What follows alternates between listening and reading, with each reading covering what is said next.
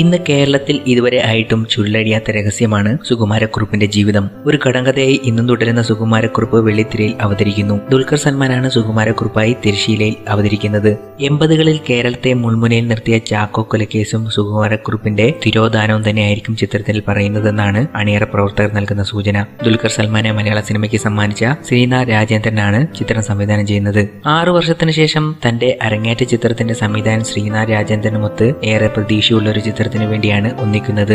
Second ഷോയുടെ ഇടവേളയ്ക്ക് തന്നെ ഇതിനെക്കുറിച്ച് സംസാരിച്ചിരുന്നു. പക്ഷേ എല്ലാത്തിനും അതിൻ്റെതായ സമയമുണ്ടല്ലോ. 2018 തുടക്കത്തിൽ ചിത്രീകരണം ആരംഭിക്കാനാവുമെന്നാണ് കരുതുന്നത്.